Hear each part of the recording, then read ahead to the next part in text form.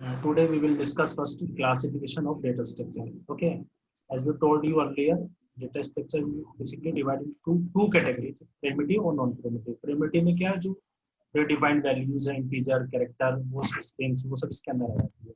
Okay, और non-primitive में क्या होता है, जो दूसरा पार्ट है, जो कंपाउंड डेटा स्ट्रक्चर का पार्ट है, वो इसके अंदर आता है. तो इसको हम इस तरह से डिवाइड कर लेते हैं: data structure, simple data structure, यानी जो डायरेक्ट डायरेक्ट होता है उसके लिए कुछ नहीं होता. जैसे कि फॉर एग्जांपल आपने इंटीजर स्टोर किया कोई, तो उसमें कोई बड़ी बात नहीं है. इंटीजर कोई फ्लोट स्टोर किया, कोई स्ट्रिंग स्टोर की, तो उसमें कुछ ऐसे सीखने की बात नहीं है.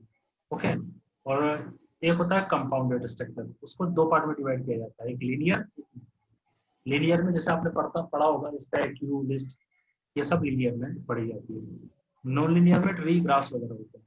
ठीक है ना. ओके, तो अब देखिए सिंपल डेटा स्ट्रक्चर तो वही होता है जो प्रिमिटिव डेटा स्ट्रक्चर पे बेस होता है. इसमें पढ़ने के लिए कुछ होता नहीं है कि जो वेरिएबल वगैरह हम यूज करते हैं वो. ठीक है. कंपाउंड डेटा स्ट्रक्चर को दो कैटेगरी में डिवाइड किया जाता है: लीनियर और non linear data structure. Okay, linear data structure की डेफिनेशन क्या होती है? अगर ये डेफिनेशन पूछी जाएगी तो उसमें आप क्या लिखेंगे? ओके, ये हम आपको बता देते हैं. Linear data structure can be constructed as a continuous arrangement, क्योंकि जो उसके अरेंजमेंट होते हैं वो एक स्पेसिफाइड वे में कंटिन्यूअस अरेंजमेंट होते हैं. जैसे कि फर्स्ट, सेकंड, थर्ड ऐसा नहीं होता. जैसे इंडेक्स 0 फिर इंडेक्स 1, इंडेक्स 2, 3, 4, 5, 6 ऐसा होता है. ऐसा नहीं होता कि इंडेक्स 1 पे कोई एलिमेंट है, इंडेक्स 100 डाल दिया, इंडेक्स 200 डाल दिया, ऐसा नहीं होता है. बल्कि क्या होता है, कंटिन्यूअस अरेंजमेंट होता है. तो ये जो वर्ड्स है कंटिन्यूअस अरेंजमेंट, अब समझे. और डेटा एलिमेंट्स, एलिमेंट्स जो डेटा स्टोर होते हैं उनको एलिमेंट्स बोलते हैं in the memory. It can be constructed by using array data type. Using array data type जो हम आपको आगे डिस्कस करेंगे. ठीक है ना. The linear data structure, the relationship of adjacency is maintained between the data elements. जैसे अभी मैंने आपको एग्जांपल दिया था, डेटा एलिमेंट्स है उसके बीच में, जैसे फॉर एग्जांपल जो फर्स्ट डेटा है इंटीजर है, दूसरा डेटा है. ओके, तो उन सब के बीच में जो एक एडजेसेंसी, एक रिलेशनशिप मेंटेन होगा. जैसे कि ऐसा नहीं है किसी डेटा को आपने फर्स्ट पोजीशन पर रख दिया, किसी को 12th पोजीशन पर रख दिया, ऐसा नहीं होगा. बल्कि एक स्पेसिफाइड वे होगा. ठीक है, उसे बोलते हैं आप लीनियर डेटा स्ट्रक्चर. तो linear data structure can be constructed by continuous arrangements of data elements in the memory. Okay, तो ये 3 लाइन है, इसमें से कम 2 लाइन आपको डेफिनेशन में इसकी लिखनी पड़ेगी. ठीक है. ओके, अब इसके जो ऑपरेशन है, इसमें जो हम ऑपरेशन आगे पढ़ेंगे कि ऑपरेशन क्या होते हैं इसमें, वो होंगे कि कैसे हम उसमें एक एलिमेंट कर सकते हैं, डिलीट एलिमेंट कर सकते हैं, ट्रेवर्स कर सकते हैं. ट्रेवर्स का मतलब सर्च, उसमें मतलब नीचे जाना है, उसका टाइम ट्रेवर्स करने की रिक्वायरमेंट पड़ती है हमें. उसके सारे एलिमेंट को हमें टाइम कॉम्प्लेक्सिटी चेक करनी है, तो हमें ट्रेवर्स की जरूरत पड़ेगी कि हर एलिमेंट्स तक अप्रोच करने में हमें कितना टाइम पड़ रहा है. Sort the list of items को हम सॉर्ट कर सकते हैं, यानी कि उसको जो है 2, 3, 1, 4 को 1, 2, 3, 4 कर सकते हैं. ठीक है ना. एक ऑर्डर में 3, 4, 3, 2, 1 कर सकते हैं. सर्च डेटा एलिमेंट, एक डेटा सर्च कर सकते हैं. ठीक है. और इसके example stack, Q, table, list, link list, ये डिटेल में हम आगे पढ़ने वाले हैं. ठीक है. लेकिन इस चैप्टर में जो पढ़ेंगे वो कुछ और है, वो नीचे है. ठीक है. ये जो सब लिखा है ना, तो ये सब डिटेल में आएगा दोबारा. ठीक है. नॉन लीनियर डेटा स्ट्रक्चर क्या होता है? Collection of randomly distributed set होते हैं. बस इसमें ये फर्क होता है, एक लाइन आपको ये इंपॉर्टेंट देखना है, इसमें रैंडम वर्ड आता है, randomly distribute set of data item, बस. ठीक है. Okay, in non linear data structure the relationship of adjacency of node maintain between the data, क्योंकि मैंने उसकी तरह नहीं होता कि एक एलिमेंट 0 इंडेक्स पे है, फिर 1 पे है, फिर 2 पे है, फिर 3 पे है. इसमें ऐसा नहीं होता है. ओके, इसको बोलते हैं आप नॉन लीनियर डेटा स्ट्रक्चर. ठीक है. तो इसके अंदर भी वही ऑपरेशन हम पढ़ेंगे जिससे इसमें हमने डिस्कस किए. ये operation add element, display element, sort और सब जितने भी पॉसिबल है, अलग अलग ना अलग अलग पॉसिबल होते हैं. ठीक है ना. जैसे कि ट्री है, डिसीजन ट्री है, ग्राफ है, फॉरेस्ट है. तो जो ग्राफ में ऑपरेशन होंगे हो सकता है वो ट्री से थोड़ा डिफरेंट हो. ओके, ये लिमिटेड हो. जैसे स्टैक में जो होता है जरूरी नहीं कि वो लिस्ट में उससे एडवांस भी हो सकता है. तो ये इनके ऑपरेशंस भी डिफरेंट होते हैं. ठीक है. ये पूरे चैप्टर आप आगे डिस्कस करेंगे हमें, ठीक है ना। ओके, एब्स्ट्रैक्ट डेटा टाइप मैंने बताया था, ये हम कल हमने इसको डिस्कस किया था, इसका यूज नीचे है, ठीक है ना। यहाँ से हम स्टार्ट करते हैं, जिससे कि इम्प्लीमेंटेशन करना है तो यूजर से किस तरीके का इंटरफेस होगा, उसको उस इंटरफेस को प्रोवाइड जो है करते हैं, तो उसे बोलते हैं एब्स्ट्रैक्ट डेटा टाइप। ये अभी समझ में नहीं आएगा, इसको हम आगे के लिए छोड़ देते हैं, ठीक है ना। अभी हम चलते हैं जो अभी इस चैप्टर में हमें बेसिकली पढ़ना है, क्योंकि अभी जो हमने ऊपर डिस्कस किया है वो आगे के लिए था, लेकिन ये अब यहाँ से शुरू हो जाता है एल्गोरिथम की डेफिनेशन से, यहाँ से हम फोकस करते हैं, ठीक है। सबसे पहले हम जाएंगे डेफिनेशन ऑफ एल्गोरिथम। एल्गोरिथम क्या होता है, इसमें कितने स्टेप्स होते हैं। एल्गोरिथम का नाम आपने काफी बार सुना भी होगा। एल्गोरिथम जैसे कि आप किसी कैलकुलेशन को करने के लिए डेटा स्ट्रक्चर में एक फार्मूला बनाते हैं तो उसे एल्गोरिथम बोलते हैं। जैसे मैथ में क्या होता है, एक फार्मूला होता है सोल्व करने के लिए। जैसे फॉर एग्जांपल ये एक कोई फार्मूला है, मैं यहाँ आपको दिखा देता हूँ इस तरीके से।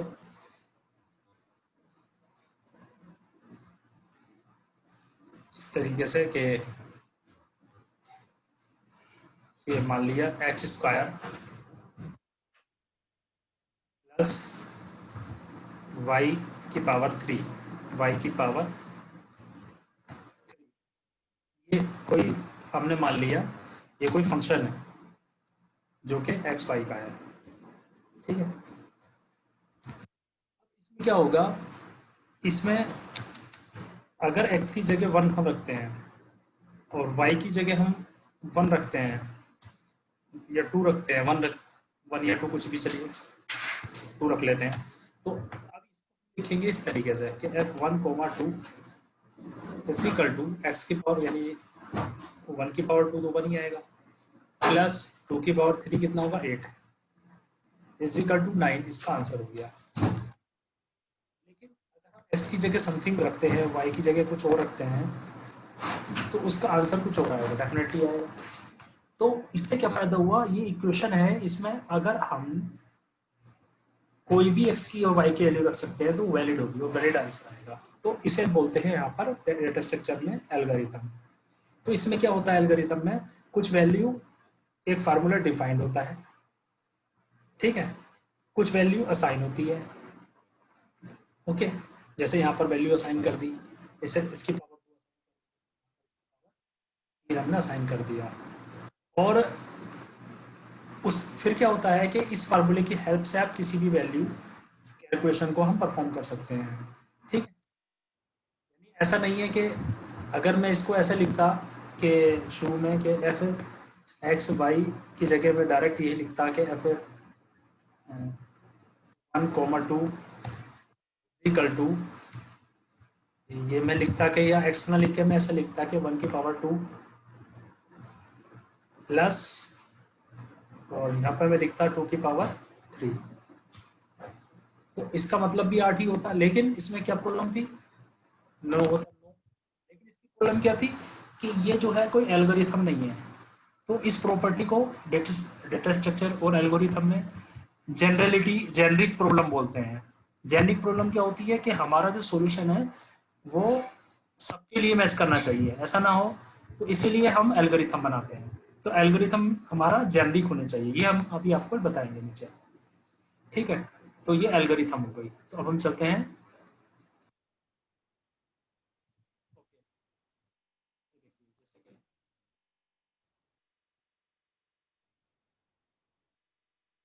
नंबर एक इनपुट स्टेप, यानी कि जो हमें एल्गोरिथम बनानी है उसके लिए हमने इनपुट स्टेप लिए। जैसे अभी आपको एक फार्मूला मैंने लिख दिखाया था। नंबर दो असाइनमेंट स्टेप, जो मैंने असाइन किया था कि जैसे F X Y is equal to X की पावर 2 वाई की पावर, वो assignment step, clear,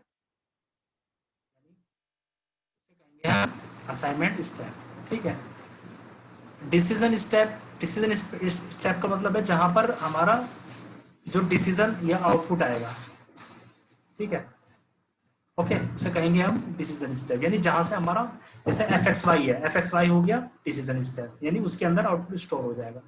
repetitive steps, जैसे कि हमारा जो ये क्वेश्चन था, ये तो एक एग्जांपल था, इसमें क्या होता है एल्गोरिथम में रिपीटेशन होता है बार बार, जिसको रिकर्जन वगैरह स्टेप्स जो एल्गोरिथम होती है उसमें रिपीटेशन होता है, तो रिपीटेशन भी अलाउ होता है। आउटपुट स्टेप यानी फाइनल में जो आउटपुट आएगा, तो इसके 5 बेसिक स्टेप होते हैं, input step, assignment step, decision step, repetitive, output. इनको हम दोबारा टेक्निकली भी बता देते हैं आपको, ठीक है, टेक्निकली थोड़ा सा, यानी ये देखिए, हाँ पहले इसको ये एल्गोरिथम है, इसकी प्रॉपर्टीज बता देते हैं। एल्गोरिथम की जो प्रॉपर्टी होती है, एक प्रॉपर्टी तो मैंने अभी डिस्कस की थी, इसका नाम था जनरलिटी, जो भी मैंने आपको बताया था। अभी मैं आपको ये सारी प्रॉपर्टी दोबारा बताता हूँ, ठीक है। एल्गोरिथम की ये स्टेप है, ये प्रॉपर्टी है। तो प्रॉपर्टी और स्टेप में क्या फर्क है? प्रॉपर्टी का मतलब ये है, देखो प्रॉपर्टी बहुत आसान है, आपको अभी हैंड टू हैंड ही याद हो जाएगी। आपको स्टार्ट करना है, इनपुट स्टेप लेना है, और फिर आपको कुछ ना कुछ असाइनमेंट करना है, तभी तो फार्मूला बनेगा। तो असाइनमेंट स्टेप, फिर कोई डिसीजन को स्टोर करना है तो डिसीजन स्टेप, फिर उसको रिपीट करना पड़ सकता है तो रिपीटेटिव स्टेप, और फिर आउटपुट स्टेप। तो ये बहुत ईजी है, आप हैंड टू हैंड इसको याद कर सकते हैं। नंबर 1 इनपुट स्टेप, फिर क्या करेंगे आप, बोलो तो कोई बोलिए। नंबर 2 असाइनमेंट करेंगे। नंबर 3 डिसीजन यानी उसको स्टोर करेंगे। नंबर 4 रिपीटेशन भी कर सकते हैं। Number 5 output step. तो ये तो इसका 5 स्टेप हो गए, स्ट्रक्चर में आएंगे, ठीक है। और एल्गोरिथम जो होती है उसकी जो प्रॉपर्टी है, ये प्रॉपर्टी इनको हम आपको समझाएंगे, तभी आपको समझ में आएगी, वो तो आसानी से नहीं। Number 1 finiteness.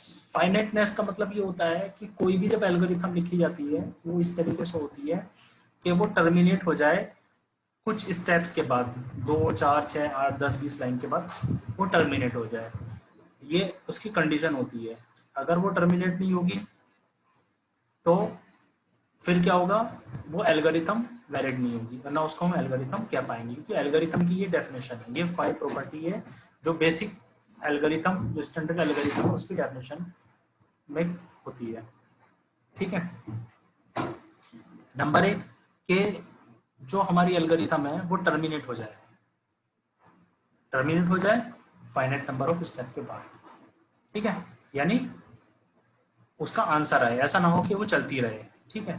तो पहला पॉइंट क्लियर होगा आपको शायद, ठीक है, ओके, पहला पॉइंट क्लियर है। ये पॉइंट समझना जरूरी, क्योंकि अगर आपने पॉइंट नहीं समझे और मैं आपसे पूछूंगा कि प्रॉपर्टी बताइए और आपने पॉइंट नहीं समझे हैं तो आप भूल जाएंगे। अगर पॉइंट समझ लिए हैं तो आप मुझे बता देंगे।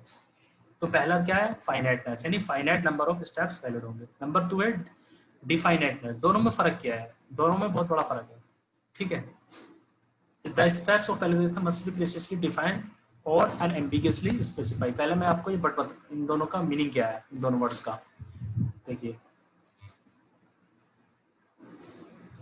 तभी आपको पूरा समझ में आएगा। प्रिसाइजली कहते हैं क्लियरली, इसका मतलब होता है क्लियरली, और अनएम्बिगिटी कहते हैं, टेक्निकल एल्गोरिथम है, इसको बोलते हैं हम यूनिक। यानी अब आपको ये समझ में आएगा एल्गोरिथम के अंदर क्या है। एल्गोरिथम अच्छी तरीके से डिफाइंड होनी चाहिए क्लियरली, और यूनिक स्पेसिफाई होनी चाहिए। इसका मतलब क्या है? इसका मतलब ये है कि अगर आपने कोई क्वेश्चन सोल्व किया तो उसकी वैल्यू 5 आई, अगली बार सेम क्वेश्चन सोल्व कर रहे 10 आई, 8 आई, 7 आई, यानी ऐसा नहीं होना चाहिए कि आप, जैसे फॉर एग्जांपल एम्बिगियस का मतलब आप ऐसे समझिए, एम्बिगियस कहते हैं कि जिसके दो एक से ज्यादा रास्ते होते हैं। जैसे आप कॉलेज जाते हैं तो अगर आपके घर से कॉलेज का एक ही रास्ता है तो वो अनएम्बिगियस हो गया, ठीक है। अगर 2 रास्ते हैं तो आप इस रास्ते से भी जा सकते हैं, इस रास्ते से भी, ठीक है। तो उसमें प्रॉब्लम होगी, उसमें जो है उसकी लेंथ अलग होगी, उस रास्ते की उसका डिस्टेंस अलग होगी, ठीक है। तो इसका मतलब ये होता है कि कोई भी हमारी एल्गोरिथम है वो इस तरह से डिजाइन की जाएगी कि उसको क्लियरली डिफाइंड होगा उसमें प्रोसीजर, और उसमें जो सॉल्यूशन होगा वो एक ही तरीके से, एक ही सॉल्यूशन आएगा एक पार्टिकुलर इनपुट सेट के लिए, ठीक है, क्लियर है। नंबर 3 ये मैं आपको पहले बताई है मैंने, जनरलिटी। जनरलिटी कैसे बोलते हैं? N algorithm must be generic enough. Generic का मतलब ये टेक्निकल टर्म्स का मतलब बताना भी जरूरी है। जेंडरिंग एनफ का मतलब होता है, जेंडरिंग एनफ यानी, हेलो हेलो हेलो हाँ हेलो, हाँ आवाज आ रही है। सर, मैं गौतम जायसवाल बोल रहा हूँ सर। मैं मीटिंग से थोड़ा सा लीव करना चाहता हूँ। मैं थोड़ा सा ट्रैवल कर रहा हूँ, थोड़ा सा बाय ठीक है, ओके। बाइक, तो थोड़ा सा मेरी अटेंडेंस लगा दीजिएगा सर, प्लीज। ठीक, ठीक है, ओके। Okay sir. ठीक है, okay. N algorithm must be generic enough. Generic का मतलब होता है कि ये जो है एक कैटेगरी को बिलोंग करनी चाहिए।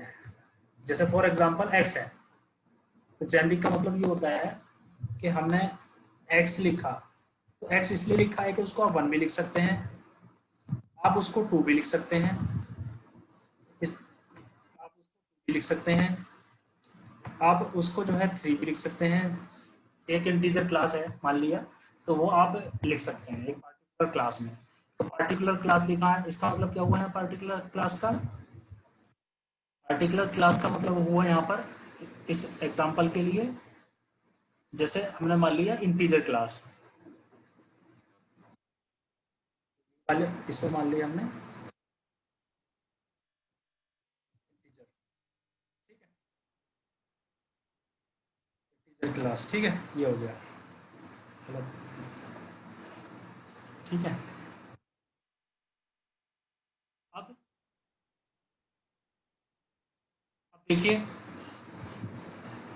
जेंडिंग एनफ का मतलब ये होता है कि स्पेसिफाई फॉर ऑल, ठीक है, और to solve the all problems of a particular class. मतलब ऐसा है कोई भी एल्गोरिथम ऐसी बनाई जाएगी जिसमें आप, जैसे मान लीजिए कोई एल्गोरिथम मैंने बनाई है, आप कोई फार्मूला बनाया था, उसमें एक्स वाई की वैल्यू कुछ भी रख सकते हैं।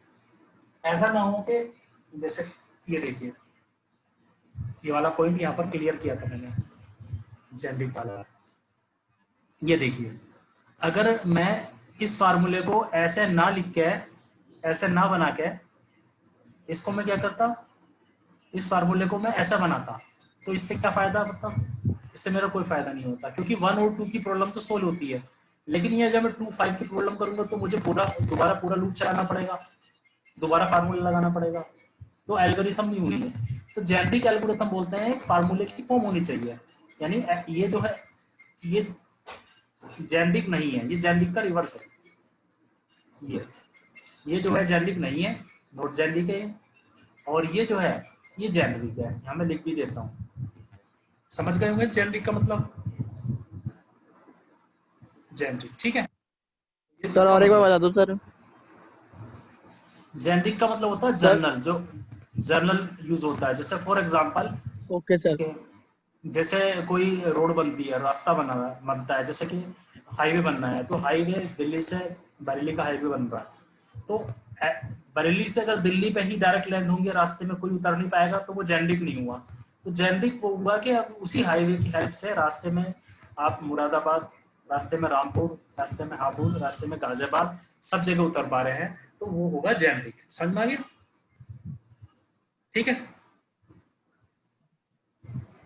तो सर यही समझ जेनरिक, नहीं आया सर, मतलब जैन मतलब जेनरिक जैन मतलब। का मतलब ये है कि एक रास्ता जिसमें हम उस कैटेगरी के, जैसे आप ट्रेवल कर रहे हैं, तो अच्छा, ट्रेवल मतलब कर रहे किसी भी हैं, पॉइंट में उतर सकते हैं, मतलब मतलब हाँ स्टार्टिंग के एंड पॉइंट में हम कहीं बीच में कहीं भी उतर सकते हैं, मतलब कहने का मतलब है। हाँ हाँ, मतलब डायनेमिक होगा। ऐसा ना हो कि सिर्फ हमारी एल्गोरिथम ऐसी है कि उसमें हमने एक छोटी सी क्लास दे दी है, क्लास हमारी बड़ी होनी चाहिए। जैसे आप ट्रेवल कर रहे हैं, हाँ। तो आप किसी भी सिटी में, हाईवे है तो हाईवे का फायदा ये है कि जगह जगह अंडरपास बने हैं और आप किसी भी सिटी में उतर सकते हैं, तो वो जेनरिक एनफ हो गया, it is known as generic enough. तो रोड जो ओके आपका सर। ये ट्रांसपोर्ट हो गया जेनरिक एनफ है, ये यूजफुल है हम्म। हर टाइप के, उस कैटेगरी के लिए, यानी ट्रेवलिंग के लिए हर टाइप की। समझ में आ गया, तो ओके ये, सर। हाँ। ओके, तो जेनरिक का ये मतलब होता है an algorithm must be generic enough to solve all problem और पार्टिकुलर क्लास, यानी किसी क्लास की, जैसे क्लास क्या, ट्रेवलिंग, अभी हमने जो आपका एग्जांपल बताया, ठीक है, और भाई मैं नहीं दे सकता हूँ सर, भाई देख, ओके। मैं नहीं दे सकता उसका अडेप्टर। अब देखिए नंबर 4, इफेक्टिवनेस। इफेक्टिवनेस का मतलब ये है कि जैसे कि आपने देखा होगा कि न्यूज आती है कि किसी ने पानी से जो है वाटर से गाड़ी चलाई है, बाइक चलाई है, किसी ने ये किया है, किसी ने वो किया है। लेकिन हम सोचते हैं और आप सोचते होंगे कि ये चीजें जब इतनी आसान है तो हमारे पास क्यों नहीं आ रही सब चीजें, मतलब ये गवर्नमेंट इसको अलाउ क्यों नहीं कर रही? रीजन क्या है? Effectiveness. The operation of the algorithm must be basic enough to put down on pencil and paper.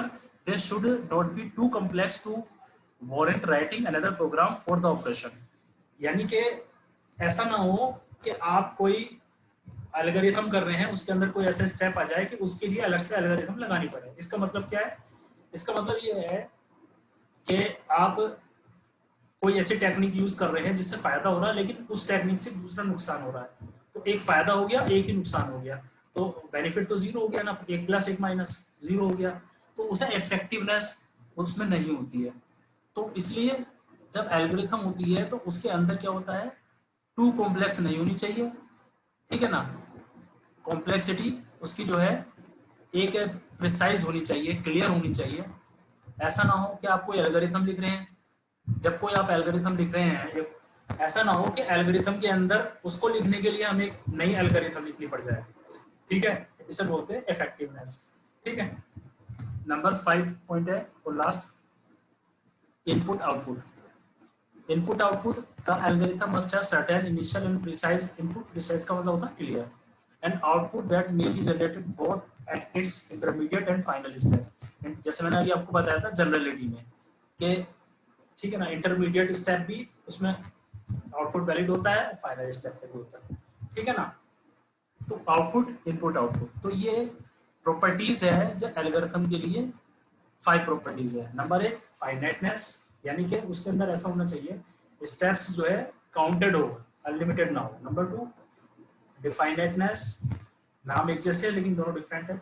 इसमें क्या है, इसमें ये है कि एक पार्टिकुलर तरीका होना चाहिए और एक पार्टिकुलर सेट के लिए एक पार्टिकुलर आउटपुट होना चाहिए। ऐसा ना हो कि आपने आपने x = 1 और y = 2 दिया, आंसर आपका आया 9, और आपने दोबारा चेक करने के लिए x = 1 y = 2 दिया, आंसर आया 6। इसे बोलते हैं एम्बिगिटी। एम्बिगिटी नहीं होनी चाहिए। एम्बिगिटी बोलते हैं जब एक से ज्यादा रास्ते होते हैं तो उसको एम्बिगिटी बोलते हैं, ठीक है। उससे कम्युनिकेशन गैप हो जाता है। Number 3 generality. जनरलिटी का मतलब जेनरिक एनफ होनी चाहिए। जेनरिक एनफ का मतलब ये है कि कोई भी एल्गोरिथम ऐसी ना हो कि एल्गोरिथम हमने बनाई है सिर्फ अपने एक काम के लिए। जैसे मान लीजिए कोई भी राइटर बुक लिखता है तो बुक एक स्कूल के लिए नहीं लिखता, बल्कि वो एक कम्युनिटी के लिए लिखता है। हाँ बताइए प्लीज। सर ये आउटपुट का लिए बता देना, ये